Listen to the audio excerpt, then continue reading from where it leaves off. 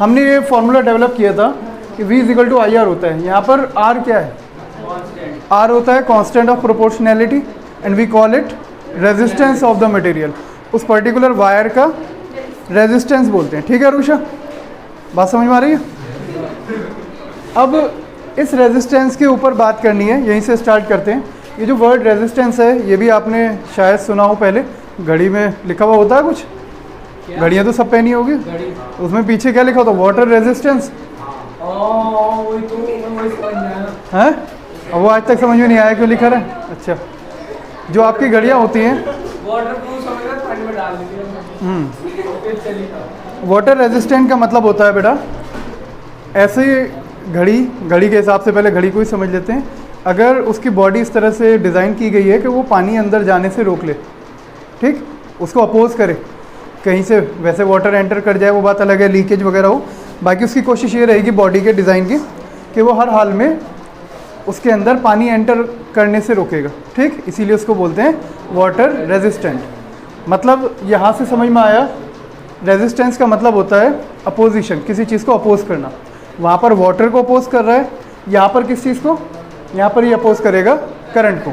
ठीक, इसी फॉर्मूले से अगर मैं R निकालूँ तो हमारा R हो जाएगा R equal to V upon I, and R जो है वो देखिए करंट के इन्वर्सली प्रोपोर्शनल है। मतलब if we apply same potential difference across different material, different objects, same potential difference आप अप्लाई करें अलग अलग मटेरियल के वायर्स के थ्रू या अलग अलग लेंथ की वायर्स के थ्रू, तो सब वायर्स में करंट बराबर नहीं आएगा। कोई वायर ऐसा होगा जिसमें करंट ज़्यादा होगा, कोई वायर ऐसा होगा जिसके अंदर करंट कम होगा। तो जिसमें करंट ज़्यादा होगा, क्योंकि करंट डिवाइड में है यहाँ पर, इसका मतलब उसका रेजिस्टेंस कम है।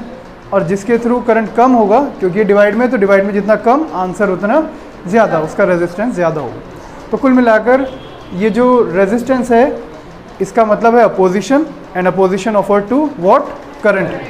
करंट को जो अपोजिशन कोई भी चीज़ ऑफर कर सकती है वो कहलाता है उसका रेजिस्टेंस। याद रहेगी बात। अब बात करते हैं रेजिस्टेंस डिपेंड किस किस चीज़ पर करता है। Suppose that we have a wire, एक वायर सपोज कर लेते हैं,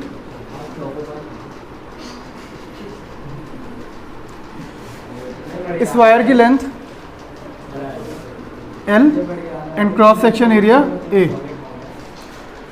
दो चार बातें सुन लो ध्यान से। समझ में आ जाए तो अच्छी बात है, कुछ कहीं काम ही आ जाएगा। हाँ चलो, लेकिन थोड़ी कोशिश भी कर लूँ,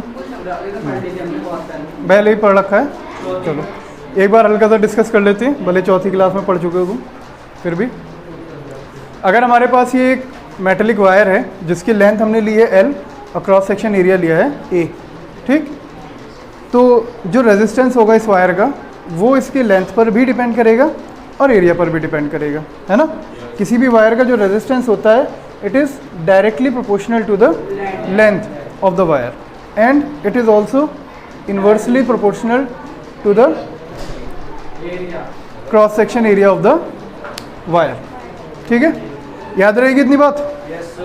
अगर आप इन दोनों को कंबाइन कर दो तो कंबाइन करके एक साथ ऐसे लिख सकते हैं, R is proportional to L upon A। अगर दो चीज़ों के प्रोपोर्शनल है तो जिसके डायरेक्टली प्रोपोर्शनल है उसको आप रखिए न्यूमिनेटर में और जिसके इन्वर्सली प्रोपोर्शनल है उसको रखिए आप डिनोमिनेटर में। तो दोनों को आप कंबाइन करके एक ही फॉर्म में लिख सकते हैं, एक ही इक्वेशन में। ठीक, अच्छा इसके बाद अगर ये प्रोपोर्शनल का साइन हटाएं तो यहाँ भी एक कांस्टेंट होता है, कांस्टेंट ऑफ प्रोपोर्शनैलिटी, उसको हम बोलते हैं रेजिस्टिविटी या स्पेसिफिक रेजिस्टेंस, और इसको हम डिनोट करते हैं रो से। रो से डेंसिटी भी थी, है ना। अब देखो हमारे हालात इतने ख़राब हो चुके हैं कि अब जो हमारे पास न्यूमेरिकल कांस्टेंट जिनको हम मानते, कांस्टेंट जिनको मानते हैं ना, ग्रीक लेटर्स, वो भी कम पड़ गए।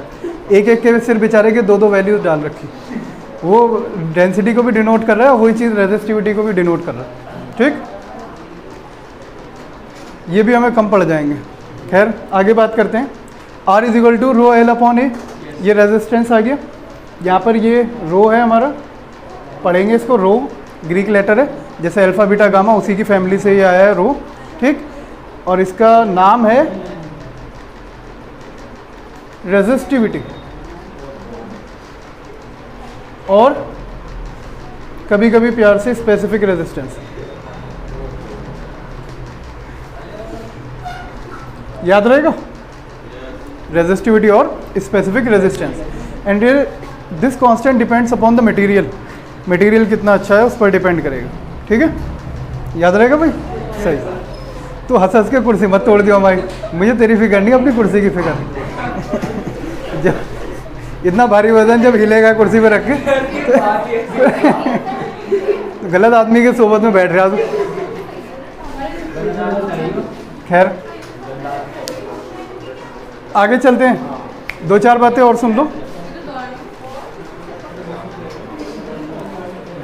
रेजिस्टिविटी अलग अलग मटेरियल की अलग अलग होती है और ये मटेरियल पर डिपेंड करती है ना। इस फॉर्मूले को और आसान लफ्ज़ों में समझते हैं ज़रा एक एग्जांपल लेकर, ताकि आपको ज़िंदगी भर याद रहे, है ना। एक कहानी अगर इससे जोड़ दी जाए तो ये ज़िंदगी भर याद रह जाएगा। ठीक, चलिए तो एक कहानी जोड़ते हैं।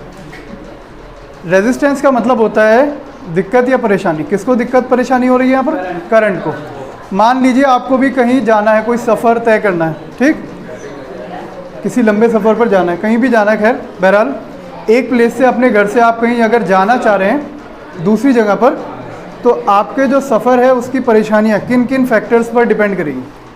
सबसे पहले रास्ते की लंबाई, अगर आप जा रहे हैं तो वो कितनी दूर है, जितना हमारा सफ़र लंबा होता चला जाता है परेशानी भी उतनी ही बढ़ती चली जाती है। मिसाल के तौर पर आपको बोला जाए कि यहीं जाना, पास में पड़ोस में सेम मोहल्ले में घर है, तो आपको जाने में कोई दिक्कत नहीं होगी, आसानी से चले जाओगे। 1-2 को तो उसमें भी हो जाएगा।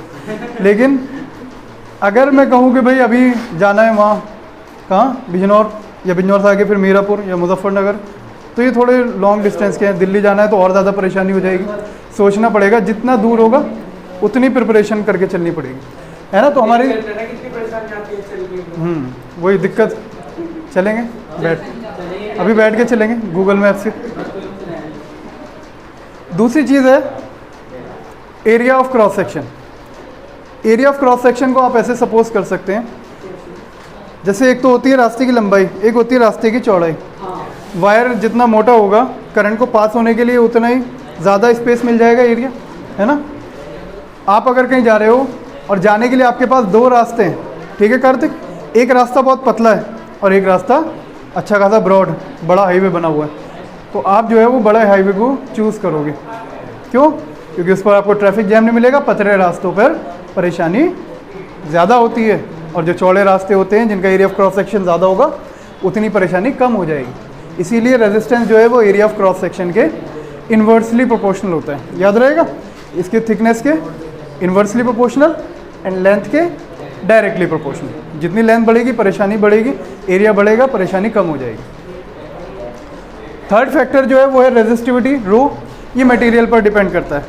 जैसे 2 सड़कें हैं, 2 रास्ते हैं, एक रास्ता बिल्कुल पक्का और अच्छा बना हुआ है और एक रास्ता ख़राब है जिसमें गड्ढे हैं बहुत सारे, पुराना बना हुआ है, ठीक। तो आप जो है जो अच्छा बना हुआ है, जिस पर अच्छा मटेरियल डला हुआ है रोड पर, वो रोड आप चूज़ करेंगे। रीज़न क्या है कि खड्डों में गाड़ी ख़राब हो जाती है, हमारे पेट में दर्द हो जाएगा, हम भी परेशान हो जाएंगे, है ना, गाड़ी भी ख़राब हो जाएगी, शॉकर वगैरह। बहरहाल जो स्मूथ रोड होगा वो ज़्यादा अच्छा रहेगा। तो कुल मिलाकर यही 3 फैक्टर हैं। चार्ज को भी यही तीनों परेशानी आती है जो आपको किसी लंबे सफ़र में आती है, ठीक। तो आप ये फॉर्मूला आज के बाद हमेशा के लिए हो सके तो याद कर लें, ठीक है। याद रहेगा? हो गया? भूल जाए ना भाई। अच्छा, रेजिस्टिविटी की यूनिट क्या होती है? What is the unit of resistivity and resistance? दोनों की यूनिट को डिस्कस कर लेते हैं। पहले यूनिट ऑफ रेजिस्टेंस डिस्कस करते हैं। What is the unit for resistance? Resistance की यूनिट जो होती है वो ओम होती है ना। फिर भी और अच्छे से, यहाँ पर खाली उसका नाम याद नहीं रखना, उसको डिफ़ाइन भी करना है। तो उसके फॉर्मूले से आप डिफ़ाइन कर सकते हैं। किसी भी चीज़ की यूनिट उसके फॉर्मूले से निकल सकती है। उस फॉर्मूले में जो लिखी हुई वैल्यूज़ हैं उनकी जगह पर आप उनकी यूनिट को प्लेस कर दीजिए, ठीक है। जैसे रेजिस्टेंस का फॉर्मूला है V/A, तो पोटेंशियल डिफरेंस V, इसकी यूनिट होती है वोल्ट, एंड नीचे करंट की यूनिट होती है एम्पियर। तो इससे आपको मिलेगी रेजिस्टेंस की यूनिट। रेजिस्टेंस की यूनिट होती है वोल्ट पर एम्पियर, ठीक। अगर हमारे पास कोई ऐसा वायर है, एक ऐसा वायर है जिसके अक्रॉस हमने 1 वोल्ट का पोटेंशियल डिफरेंस अप्लाई किया और उसके थ्रू 1 एम्पियर का करंट पास हो रहा है, ठीक। तो इसका मतलब उस वायर का जो रेजिस्टेंस है वो 1 ओम का। इस तरह से आप 1 ओम को डिफाइन कर सकते हैं, ठीक है। 1 ओम, इसको आप लिख दो, ओम का सिंबल ये है ओमेगा, ठीक। And 1 ohm is equal to 1 volt per ampere, ठीक। Now what is the unit for resistivity?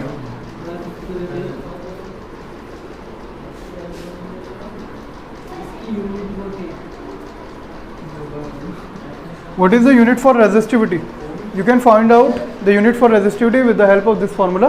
यहाँ से आप इस फॉर्मूले को थोड़ा सा रीअरेंज कर लीजिए रो के लिए, रेजिस्टिविटी के लिए। तो ये फॉर्मूला आपका बन जाएगा rho equals to R A upon L, ठीक है ना बात।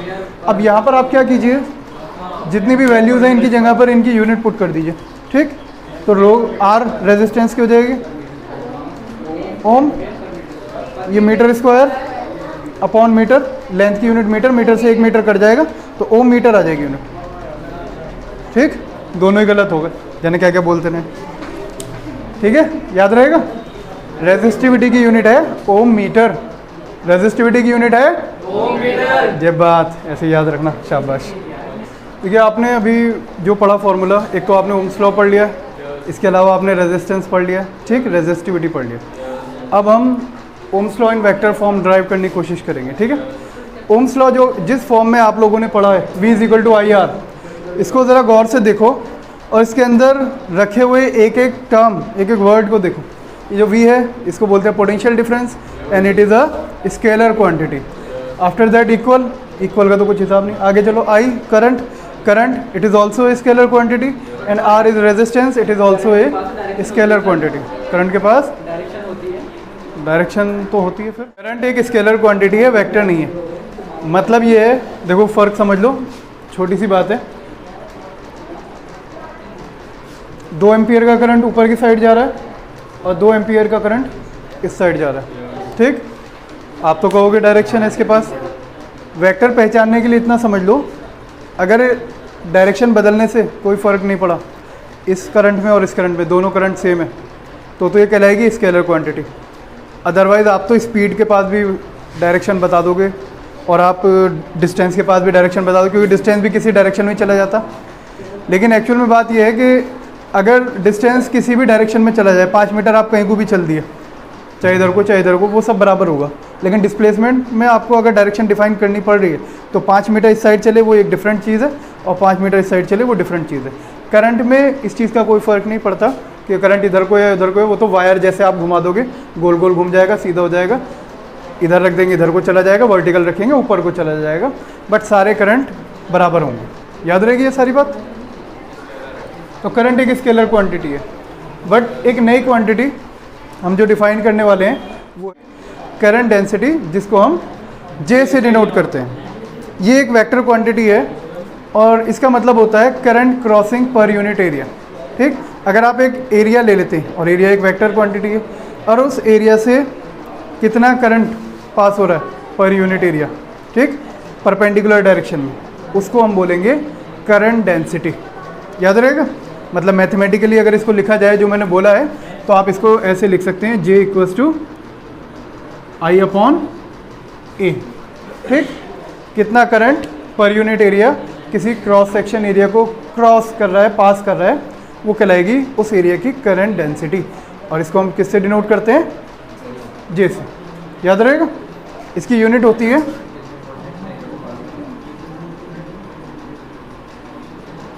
Ampere for current and area के लिए metre square, ampere per metre square, ठीक। अच्छा, इसमें एरिया कौन सा लेना है? एरिया आपको लेना है परपेंडिकुलर वाला। मान लीजिए ये एक वायर है, इसमें आपको ये क्रॉस सेक्शन एरिया लेना है। करंट ऐसे पास कर रहा होगा इसमें एक साइड से दूसरी साइड, तो जो एरिया हम लेंगे वो ये वाला होगा, ठीक है। और करंट ये वाला है आई, जो इसके थ्रू पास हो रहा है, ठीक। मान लीजिए इसका पूरा cross section area, mathematically values से अगर डिस्कस करें, मान लीजिए इसका पूरा क्रॉस सेक्शन एरिया जो है वो 2 सेंटीमीटर स्क्वायर है और इसके थ्रू हमने 5 एम्पियर का करंट पास कराया हुआ है। तो 5/2 ये हो जाएगा 2.5 एम्पियर पर सेंटीमीटर स्क्वायर। याद रहेगा। मीटर स्क्वायर में कन्वर्ट करना है तो पहले सेंटीमीटर को मीटर स्क्वायर में कर लीजिएगा, तो तब ये SI यूनिट में आ जाएगा। ये SI सिस्टम में यूनिट है। बाकी नॉर्मल यूनिट आप अपॉन में कोई भी एरिया की यूनिट रखें वो चल जाएगी, ठीक है, बट उसको आप SI यूनिट नहीं बोल पाएंगे। क्लियर है इतनी बात? आगे चलते हैं। करंट डेंसिटी याद रखना J, इसी के बेसिस पर हम ओम्स लॉ को वेक्टर फॉर्म में डिफाइन करने वाले हैं। ऊपर आपको दो इक्वेशन नज़र आ रही है। पहली वो सिंपल वाला ओम्स लॉ जो आप 10वीं क्लास से पढ़ते हुए आ रहे हैं, इसने एक ने चौथी में पढ़ रखा, बाकी सबने 10वीं में, V = IR। एंड दूसरा फॉर्मूला है रेजिस्टेंस का।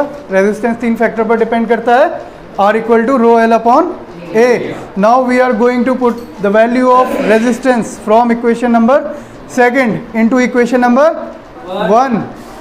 है कोई धुरंधर जो कर सके ये काम? ये तो कोई भी कर देगा, उल्टे हाथ से भी कर देगा। कर दूँ? V = I, अरे उल्टे से भी हो जाए, क्या बात कर रहे हो? V = I, ये अल्लाह मदद कर, I = ρl। बच्चों बजाओ ताली। तो उल्टा B है सर। ताली बजाओ, उल्टा हाथ से लिख दो। Oh it's okay. चलिए यहाँ पर आप एक काम कीजिए, हैं? अरे नहीं, तुमने बजाई ना उल्टा हाथ से।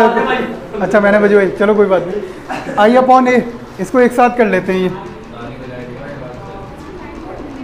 दिख रहा है? और ख़राब हो गया, चलो फिर एक काम करते हैं, इस एरिया को इधर लिख लूँ मैं, I के अपॉन में, पूरे के अपॉन, ठीक। ये जो I/A है ये वही है हमारा करंट डेंसिटी जो भी हमने पढ़ा, ठीक। इसको लिख लेंगे J और ये हो जाएगा रो, ठीक। कहाँ बदलाव? अच्छा सॉरी, उल्टा।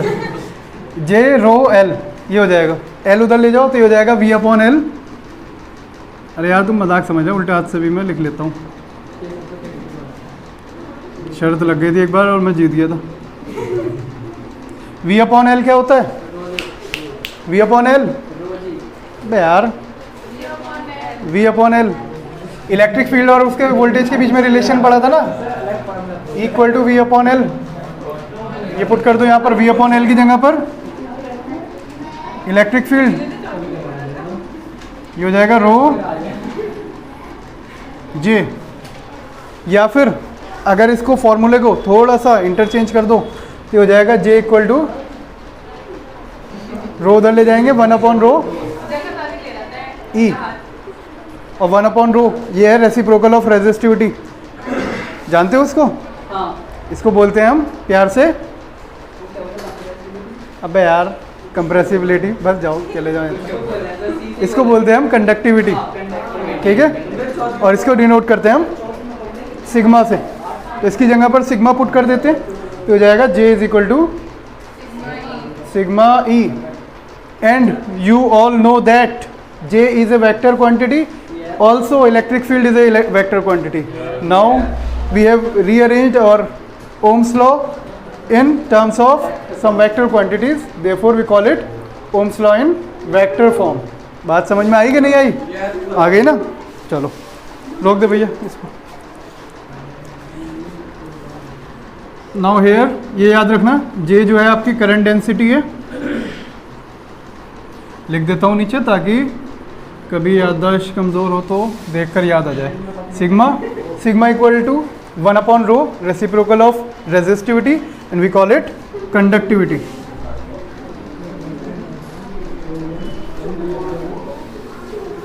अरे भैया हमें पता लड़कियां कम है यहाँ पे, तो मतलब लड़के भी लड़कियों की आवाज़ें निकालेंगे।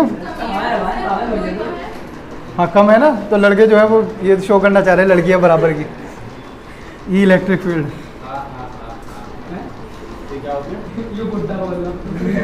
चलो ये सब चीज़ें उतार लो। करंट डेंसिटी जिसको हम J से डिनोट करते हैं, ये एक वेक्टर क्वांटिटी है और इसका मतलब होता है करंट क्रॉसिंग पर यूनिट एरिया, ठीक। अगर आप एक एरिया ले लेते हैं और एरिया एक वेक्टर क्वांटिटी है और उस एरिया से कितना करंट पास हो रहा है पर यूनिट एरिया, ठीक, परपेंडिकुलर डायरेक्शन में, उसको हम बोलेंगे करंट डेंसिटी। याद रहेगा? मतलब मैथमेटिकली अगर इसको लिखा जाए जो मैंने बोला है तो आप इसको ऐसे लिख सकते हैं J = I/A ए। ठीक, कितना करंट पर यूनिट एरिया किसी क्रॉस सेक्शन एरिया को क्रॉस कर रहा है, पास कर रहा है, वो कहलाएगी उस एरिया की करंट डेंसिटी। और इसको हम किससे डिनोट करते हैं? जे से। याद रहेगा, इसकी यूनिट होती है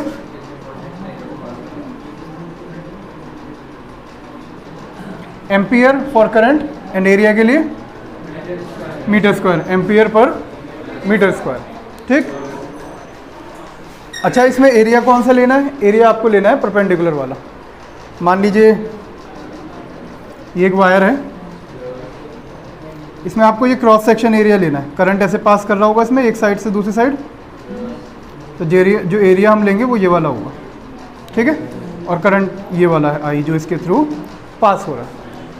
ठीक, मान लीजिए इसका पूरा cross section area mathematically values से अगर डिस्कस करें, मान लीजिए इसका पूरा क्रॉस सेक्शन एरिया जो है वो 2 सेंटीमीटर स्क्वायर है, और इसके थ्रू हमने 5 एम्पियर का करंट पास कराया हुआ है, तो 5/2 ये हो जाएगा 2.5 एम्पियर पर सेंटीमीटर स्क्वायर। याद रहेगा, मीटर स्क्वायर में कन्वर्ट करना है तो पहले सेंटीमीटर को मीटर स्क्वायर में कर लीजिएगा, तो तब ये एसआई यूनिट में आ जाएगा। ये एसआई सिस्टम में यूनिट है, बाकी नॉर्मल यूनिट आप अपॉन में कोई भी एरिया की यूनिट रखें वो चल जाएगी। ठीक है, बट उसको आप एसआई यूनिट नहीं बोल पाएंगे। क्लियर है इतनी बात? आगे चलते हैं। करंट डेंसिटी याद रखना जे, इसी के बेसिस पर हम ओम्स लॉ को वेक्टर फॉर्म में डिफाइन करने वाले हैं। ऊपर आपको 2 इक्वेशन नज़र आ रही है।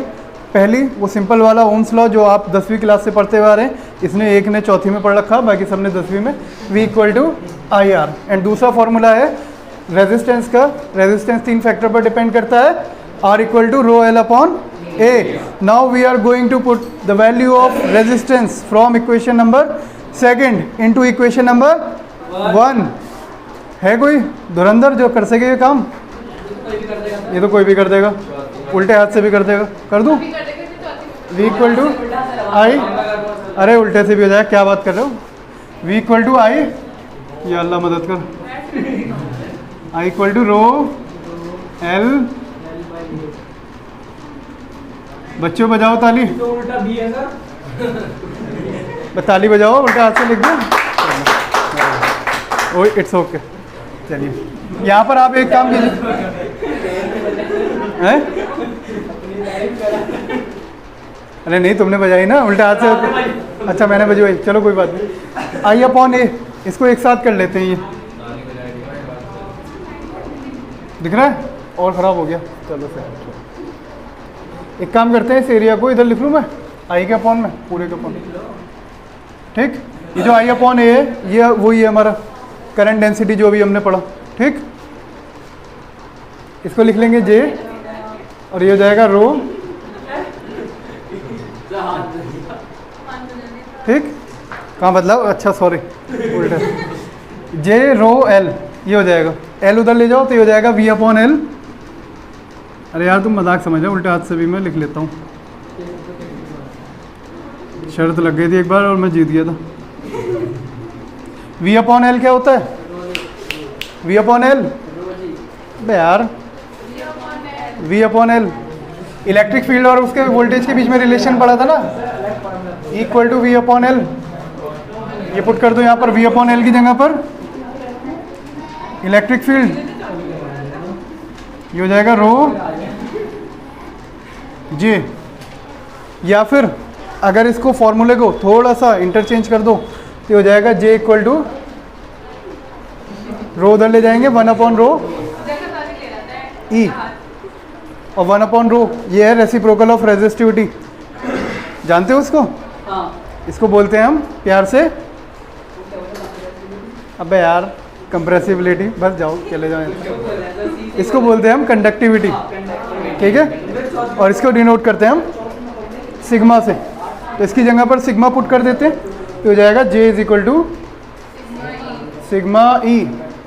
And you all know that J is a vector quantity, also electric field is a vector quantity.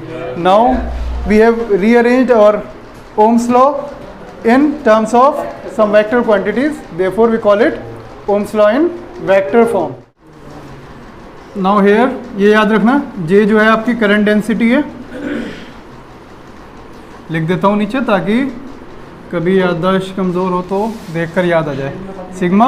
Sigma equal to 1/ρ reciprocal of resistivity and we call it conductivity.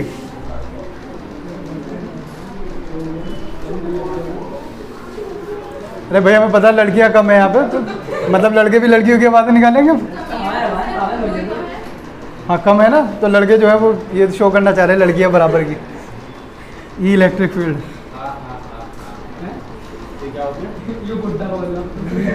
चलो ये सब चीज़ें उतार लो।